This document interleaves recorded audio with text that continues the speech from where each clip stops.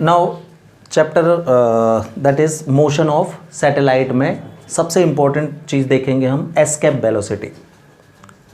तो सबसे पहले तो इसका मतलब क्या है ना, और इसका डेराइव करना, अर्थ सरफेस पर इसकी वैल्यू कैलकुलेट करना कि कितनी होती है, और है ना ये भी प्रूफ करना कि एस्केप वेलोसिटी किसी ऑब्जेक्ट के मास और एंगल ऑफ प्रोजेक्शन पर डिपेंड नहीं करती कि किस एंगल से आप फेंक रहे हो, है ना, और कितना भारी पार्टिकल आप फेंक रहे हो, इससे कोई लेना देना नहीं।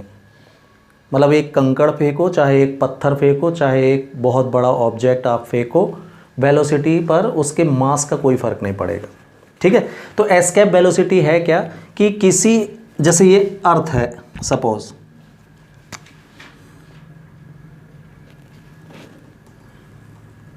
तो ऐसे किसी भी प्लेनेट के बारे में हम अर्थ से कैलकुलेट कर रहे हैं इसको, कि अर्थ के सरफेस से आप किसी ऑब्जेक्ट को, है ना, एक मिनिमम वेलोसिटी से फेंके, ऐसा फेंके कि वो अर्थ के ग्रेविटेशनल फील्ड को पार कर जाए और वापस लौट के अर्थ पर कभी ना आए। नॉर्मली क्या होता है, हम पत्थर फेंकते हैं तो लौट आता है अर्थ पर, बॉल आप ऊपर हाई कैच में फेंकते हो तो भी वो लौट के आ जाती है, लेकिन आप उसको इतनी ताकत से फेंक दो कि वो ऊपर ही जाती जाए और लौट के कभी ना आए, अर्थ पर वापस ना लौटे। तो the minimum velocity of an object when it is throne from earth surface, हाँ, इट एस्केप, मतलब it passes the gravitational field of earth and never returns back to the earth, that minimum velocity is called escape velocity of that particular planet। अर्थ से आपने फेंका है तो वो किसकी कहलाएगी, अर्थ की एस्केप वेलोसिटी कहलाएगी। ये है वैल्यू। अगर आप किसी ऑब्जेक्ट को, हम कैलकुलेट भी करेंगे, अभी मैं आपको बता दे रहा हूं, 11.2 किलोमीटर पर सेकेंड की स्पीड से किसी को फेंक सको आप, किसी ऑब्जेक्ट को, हाँ, तो फिर ये अर्थ पर दोबारा नहीं लौटेगा भाई, सीधे अंतरिक्ष में चला जाएगा। यहीं से किस वेलोसिटी से फेंकना पड़ेगा, 11.2 किलोमीटर पर सेकेंड। ये अर्थ सरफेस पर इसकी वैल्यू है, डिफरेंट प्लैनेट पर ये वैल्यू बदलेगी। अर्थ के लिए है ये, सिर्फ अर्थ के लिए। तो अगर आपके हाथ में एक बॉल है या पत्थर है या कंकड़ है या बहुत बड़ा पत्थर है, कुछ भी हो, आप उसको इस वेलोसिटी से अगर यहाँ से फेंक सकें, हाथ से तो संभव नहीं है, इतनी ताकत हमारे हाथ में नहीं होती, है ना, लेकिन अगर इस वेलोसिटी से हम किसी को अपने हाथ से फेंक सकें तो ये फिर अर्थ में नहीं लौटेगा भाई, अंतरिक्ष में गुम हो जाएगा जाके, कभी वापस नहीं आएगा। ये बिल्कुल वैसी घटना हो जाएगी कि हम हाई कैच खेल रहे हैं, हाँ, मैंने बॉल फेंका और आप ऐसा ही करे हो, लौट ही नहीं रहा। अगर मैंने इस वेलोसिटी से फेंक पाया तो, लेकिन ये क्षमता हम में नहीं है, हाथ से तो संभव नहीं है किसी को इस वेलोसिटी से फेंकना, लेकिन अगर कोई फेंक सकता है तो फिर वो चीज़ अर्थ पर कभी नहीं लौटेगी। क्लियर? तो आपसे वो ये बोल रहा है कि आप चाहे, जैसा कि मैंने बोला, आप एक कंकड़ को इस वेलोसिटी से फेंक दो, चाहे बॉल को, चाहे बड़े पत्थर को, इसी वेलोसिटी से फेंकोगे, ये सब के सब बाहर जाएंगे, मास से कोई लेना देना नहीं है, ये हमको प्रूफ करना है। और दूसरी चीज़, इधर फेंक रहे हो आप, एंगल ऑफ प्रोजेक्शन क्या है, किस एंगल से आपने फेंका। अर्थ सरफेस से फेंक बस दो, चाहे यहाँ चाहे यहाँ चाहे यहाँ, कहीं पर भी ये स्पेस में ही जाएगा, मतलब एंगल ऑफ प्रोजेक्शन से भी इसका कोई लेना देना नहीं है। 11.2 किलोमीटर पर सेकेंड वेलोसिटी बस दे दो आप, चाहे जहाँ जाने दो उसको, ये कभी नहीं लौटेगा फिर अर्थ पर। तो समझ में आया एस्केप वेलोसिटी? ठीक है, तो वास्तव में हुआ क्या कि जब हमने किसी ऑब्जेक्ट को फेंका, तो किसी भी ऑब्जेक्ट, मान लीजिए ये अर्थ सरफेस पर है, हमने मान लिया, फिर से देखो कहाँ फेंकना है अपन को,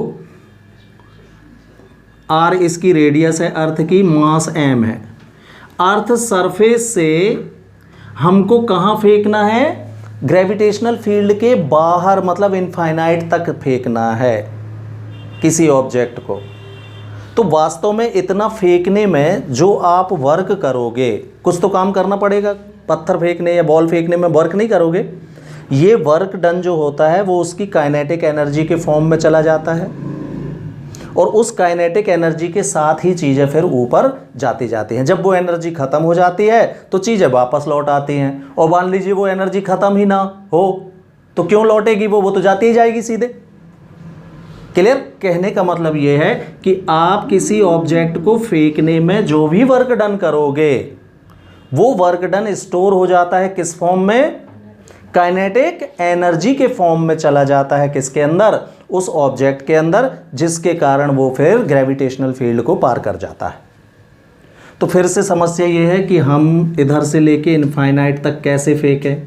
तो मैंने आपको पिछली बार भी कई बार बताया था कि बिल्कुल ज़रूरी नहीं है भाई इनफाइनाइट तक फेंको आप वर्क डन निकालने के लिए, है ना। मैथ्स का इंटीग्रेशन पार्ट एक ऐसा पार्ट है जिसमें छोटा सा वर्क डन आप निकाल लो तो ये जितने भी वर्क डन यानी बहुत बड़े वर्क डन को कन्वर्ट कर सकता है। तो हम भी क्या करेंगे, हमने मान लिया m मास का कोई ऑब्जेक्ट सेंटर से x डिस्टेंस पर यहाँ है, ठीक, इस पॉइंट A पर है। हम क्या करेंगे, A को शॉर्ट डिस्टेंस B पॉइंट तक स्मॉल डिस्टेंस ले लीजिए dx तक फेंकने में वर्क डन निकाल लेंगे। छोटा सा इधर से इतना तो कोई भी फेंक लेगा, तो यहाँ से इतना बस फेंकने में वर्क डन निकाल लो और फिर हम इसको क्या करेंगे, इंटीग्रेट कर देंगे तो टोटल वर्क डन निकल आएगा। कहाँ? अर्थ सरफेस से इनफाइनाइट पर भेजना है अपन को इसको, ठीक है। तो A से B तक फेंकने में स्मॉल वर्क डन हम निकाल लेते हैं। क्लियर? तो हमने क्या लेट कर लिया यहाँ, let mass and radius of earth be capital M and capital R respectively,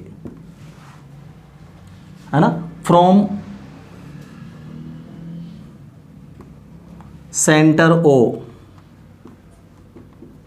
of earth at distance x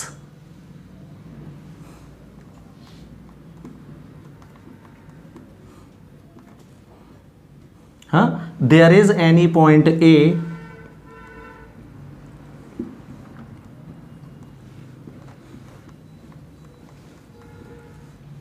on which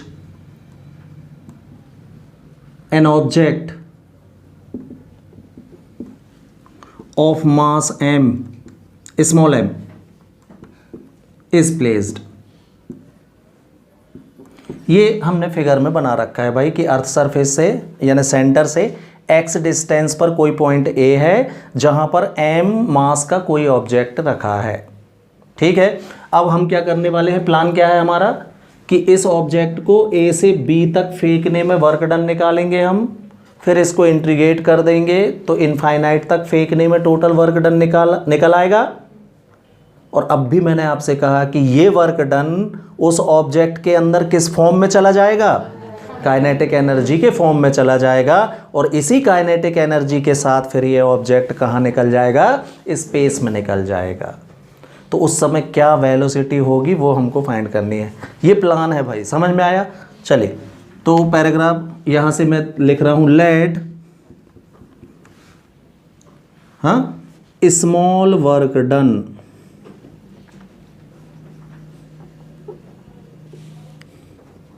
in throwing the object from point कहाँ से कहाँ तक, A to point B, small distance कितनी है दोनों की, dx, B dw हमने late कर लिया कि यहाँ से यहाँ तक फेंकने में छोटा सा वर्क डन कितना है, dw है। Then work done is equal to, work is equal to force into displacement. तो पहले अपन को यहाँ पर दोनों के बीच में लगने वाला फोर्स निकालना था। तो इस पैराग्राफ के बाद यहाँ पर आप इक्वेशन नंबर 1 डालेंगे, क्या? Force acting on the object will be कितना? यस, न्यूटन्स लॉ से G capital M small m upon R square. अच्छे से देख लिया करो यार, जे नहीं कि रट लिए हैं आर, तो हम तो हर जगह आर ही लगाएंगे। आप बदल दो डिस्टेंस, मैंने डिस्टेंस बदल दी है। पॉइंट ए की डिस्टेंस कितनी है? तो एक्स स्क्वायर लगाओ ना। अब ऐसा थोड़ी कि रट लिए आर स्क्वायर तो हम आर ही स्क्वायर लगाएंगे, यहाँ का चोरी लिखा रहेगा है, ऐसा नहीं है भाई। हाँ, ये रहेगा ना हो। तो D W is equal to 4 into F into force into, तो कितनी है displacement? D X small displacement. ये आ गया वर्क डन। हमको निकालना है क्या? Then total work done in throwing the object. कहां से कहां फेंकना है आपको? Yes, from earth surface to कहां? इन्फिनिटी। हमारा उद्देश्य तो ये है ना कि इधर से फेंकना है, कहां चला जाए? बाहर निकल जाए, कभी ना आए, है ना? हाँ, तो उतना वर्क डन निकालो। W is equal to, integration करेंगे डी डब्ल्यू का इंटीग्रेशन W ओनली। हाँ, तो कहां से फेंकना है? अर्थ सरफेस से। तो अर्थ सरफेस ये यहां से, तो डिस्टेंस क्या कहलाएगी? कहां तक फेंकना है? इनफाइनाइट तक फेंकना है। तो जहां से फेंकना है और जहां तक फेंकना है वो लिमिट में आ जाएंगे इंटीग्रेशन के। ऐसे इंटीग्रेशन छोटे से काम को बहुत बड़े वर्क डन में बदल सकता है भाई। इतनी मैथ्स में ताकत होती है ना? F इंटू डी एक्स रखिए, वैल्यू रखिए। तो R टू इनफाइनाइट F की value G capital M small m upon x square into G M और M कांस्टेंट हैं, इंटीग्रेशन के बाहर आ जाएंगे। क्यों? इंटीग्रेशन R टू इनफाइनाइट होगा किसका?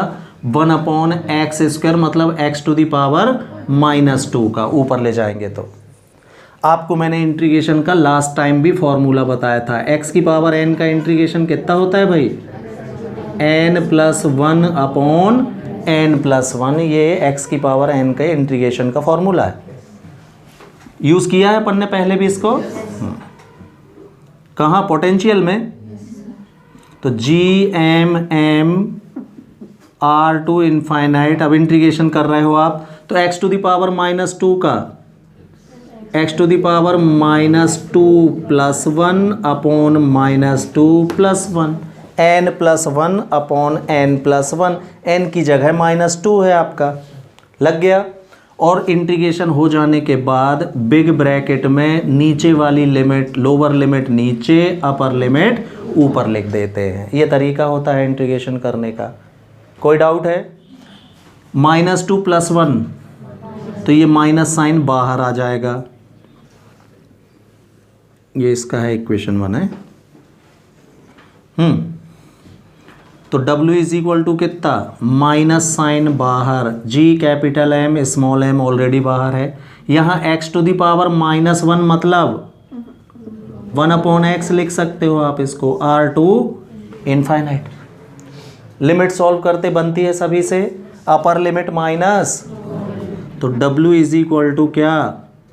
-G capital M small m। Yes, upper limit, तो x की जगह इनफाइनाइट रखोगे तो 1/इनफाइनाइट, माइनस लोअर लिमिट, तो x की जगह r रखोगे तो 1 अपॉन आएगा, तो 1 अपॉन इनफाइनाइट, इनफाइनाइट का रेसिप्रोकल 0, तो 0 माइनस 1/r मतलब -1/r बचा। ये माइनस इंटू माइनस प्लस हो गया, तो GMM/r। ये वर्क डन मिला भाई हमको। इतना वर्क डन हमको करना पड़ेगा अगर किसी ऑब्जेक्ट को कहाँ तक फेंकना है, इनफाइनाइट तक। ये इंटीग्रेशन से हमने निकाल लिया। क्या बोला था मैंने अभी, ये हो गया आपका equation number 2। This work done is stored in the object in the form of its kinetic energy. यही चला जाता है काइनेटिक एनर्जी के फॉर्म में, और इसी काइनेटिक एनर्जी से फिर ऑब्जेक्ट चला जाएगा। तो यही हम लिखेंगे, this work done is equal to the kinetic energy of object. Object की काइनेटिक एनर्जी के फॉर्म में स्टोर होके चला जाएगा, right. That is kinetic energy half mv² is equal to G_MM/r।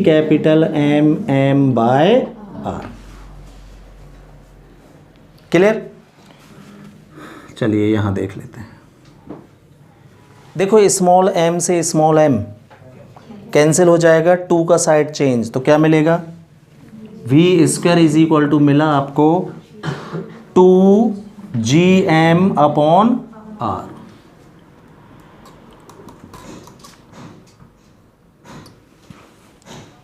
ये मिलेगी v² की वैल्यू। हमको v की वैल्यू चाहिए।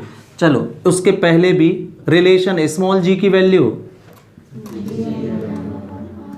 होती है, तो अगर मैं यहां से gm की वैल्यू निकालूंगा तो कितनी आएगी, हाँ g इंटू r², यहां रख दो, तो v² की वैल्यू मिलेगी 2gr² बाय एक r से एक r, तो v की वैल्यू मिली कितनी 2gr, v² की है ये, टेकिंग स्क्वायर रूट, तो v की वैल्यू मिल गई क्या, √2gr। और ये एस्केप वेलोसिटी का फॉर्मूला है। वेलोसिटी तो निकालनी थी अपन को। This is the expression of escape velocity of an object. तो आप देख सकते हो इस फॉर्मूले में स्मॉल m कहीं दिख रहा है आपको, देख के बताएं, छोटा m बचा है कहीं, नहीं बचा का मतलब, और छोटा m कौन था, ऑब्जेक्ट का मास। प्रूफ हो गया कि एस्केप वेलोसिटी ऑब्जेक्ट के मास पर डिपेंड, अगर डिपेंड करती तो m दिखता ना फॉर्मूले में। थीटा दिख रहा है कहीं, नहीं दिख रहा का मतलब एंगल ऑफ प्रोजेक्शन पर भी ये डिपेंड नहीं करती। किस पर डिपेंड करती है, मात्र g पर और r पर, जो कि किसी अर्थ के, ये किसके हैं, अर्थ के। क्लियर। देखिए कल शायद अपन ने जब लास्ट डेरिवेशन मतलब किसके, ऑर्बिटल वेलोसिटी के डेरिवेशन में जो स्मॉल g की वैल्यू यूज़ की थी, उसमें शायद बोर्ड में धोखे से मेरे से यहाँ पर स्मॉल r² लिख गया था, है ना। तो आप उसको करेक्ट कर लेना, g की वैल्यू में कैपिटल R² रहता है, और फिर gm की वैल्यू ये रखनी है उस डेरिवेशन में, ठीक है। तो ये उसको थोड़ा सा करेक्ट कर लेना।